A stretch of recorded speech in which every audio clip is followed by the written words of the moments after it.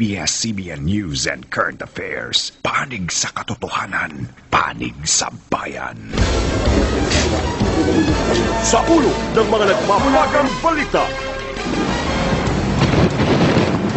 Bagyong Perya na nanalasa na sa Luzon at Visayas, Metro Manila, tataplisan ng bagyo. Ang latest sa galaw ng bagyo, ihahatid namin live.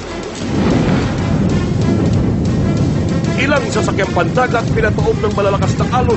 Libu-libong pasahero stranded sa mga pier. Ang live update abangan. Exclusive, Ipo-Ipo humagupit. Ilang lugar naman, inulan ng yelo. Mga nagka-H1N1 umabot sa mahigit 100 ngayong araw lang. Pinakamarami mula nang makapasok sa bansa, ang virus, pati dalawang anak ni Senador Jinggoy, tinamaan. Exclusive, bangkay ng dalagita, natagpo ang lumulutang sa dagat. Mga sospek sa pagpatay, nahuli. Exclusive, taxi driver, hinol dapat pinatay sa loob ng sasakyan. Kaanak ng biktima at mga sospek nagharap sa presinto. Ingay kontra taas presyo ng petrolyo. Transport Group nagbanta ng tigil pasada kapag hindi naawat ang pagtaas ng presyo ng gasolina. Lolit Solis, may banat kay Katrina Halili. Kasi every time nahaharap sa salamin, hindi niya ba nakikita yung ilong niya na ginawa ni Vicky Bello? Di ba utang na loob na lang? Kapamilya, imbitado kayo sa kasal ni Ann Curtis. Ang kanyang mapapangasawa, makikilala niyo na.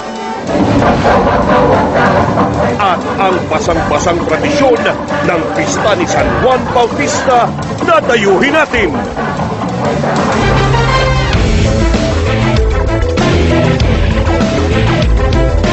Live mula sa ABS-CBN News Center, Manila. Ito ang TV Patrol World!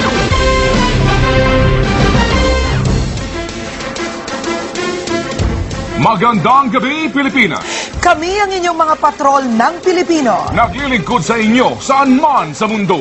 Samantala, nahihilo at tila nalilito ang ilang mga magulang at estudyante sa forecasting ng pag-asa. Signal number 2 raw ngayon pero naging maaraw at naging manaka-nakalaang ang pag-ulan maghapon. Pero gate po ng pag-asa, may palugit kapag nagbigay sila ng public storm signal. Papatrol, Sol Aragones. Bago mag-alas 11 kagabi, inanunsyo na ng pag-asa na signal number 2 sa Metro Manila.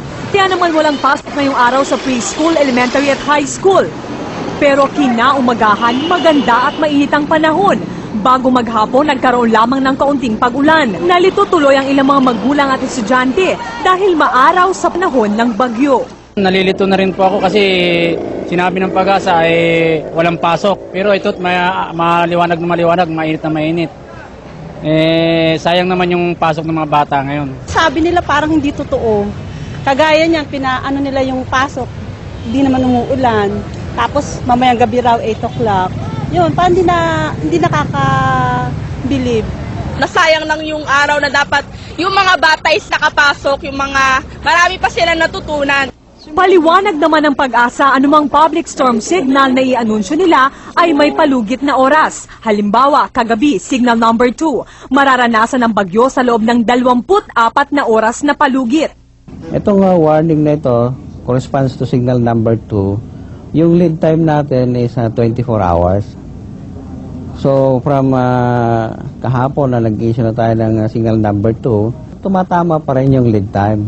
Because yung expected na paglapit ng nasabing bagyo is this evening. Kinatigan din ng DepEd ang rekomendasyon ng pag-asa na isuspindi ang klase ngayon.